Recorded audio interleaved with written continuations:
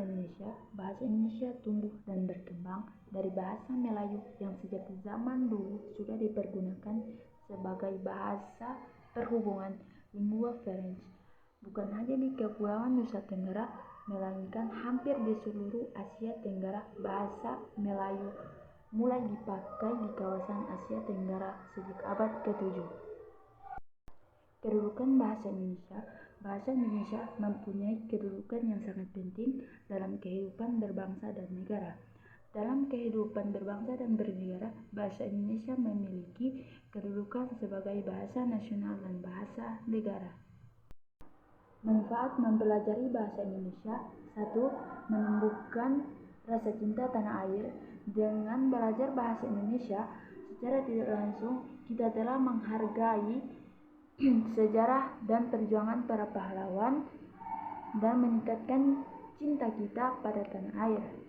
Kedua, melestarikan bahasa.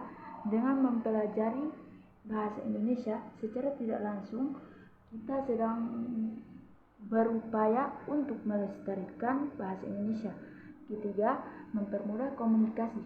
Tidak hanya itu, bahasa Indonesia juga dituturkan di banyak negara. Dengan belajar bahasa Indonesia, kita bisa dapat berkomunikasi dengan orang-orang yang berasal dari daerah yang berbeda.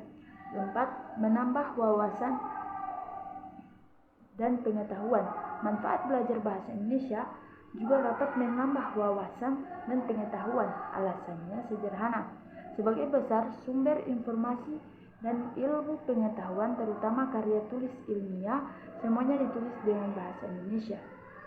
Kelima, mengasah kemampuan dan nalar logika.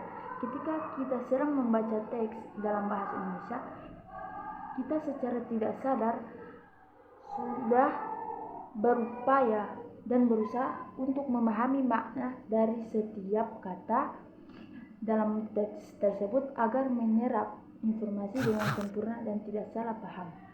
Keenam, merangsang munculnya ide-ide baru. Kita akan belajar untuk membuat beragam karya sastra seperti pantun, puisi, dan lain-lainnya. Tentu saja untuk membuat ide-ide yang cemerlang agar kita bisa menghasilkan karya sastra yang indah dan enak dibaca untuk semuanya. 7.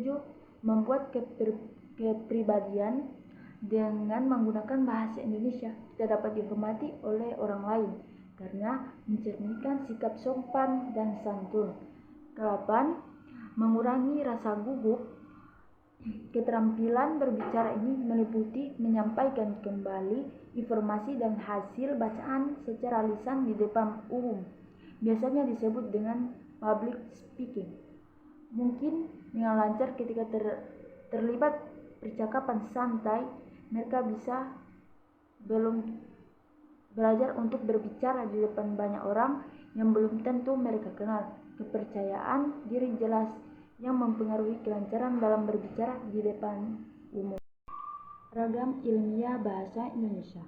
Bahasa ilmiah merujuk pada bahasa yang digunakan dalam konteks akademik atau ilmiah untuk berkomunikasi secara jelas dan tepat. Ciri ragam bahasa ilmiah. 1. Ketepatan dan perhatian. Bahasa ilmiah cenderung menggunakan kata yang tepat dan menghindari ambiguus.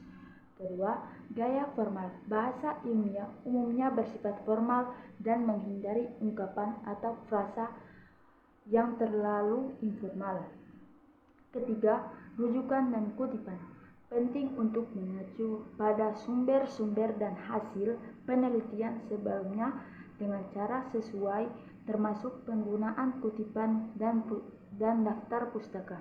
Keempat, istilah teknik adalah bahasa ilmiah sering menggunakan istilah teknis yang spesifik untuk bidang ilmu tertentu.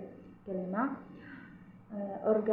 struktur organisasi. Tulisan ilmiah biasanya mengikuti struktur yang terorganisir seperti pengantar metode dan pengantar hasil dan kesimpulan. Keenam, pemahaman konsep. bahasa ilmiah harus memungkinkan pembaca atau pendengar untuk memahami konsep dan argumen dengan jelas. Ketujuh, kepatuhan gaya penulisan bergantung pada bidang ilmu dan paduan digunakan seperti apa, MLA, Chicago, dan sebagainya. 8. Gaya lisan. Dalam presentasi lisan, bahasa ilmiah mencakup pengucapan yang jelas, pendekatan yang tepat, dan penggunaan visualisasi seperti grafik atau tabel jika diperlukan.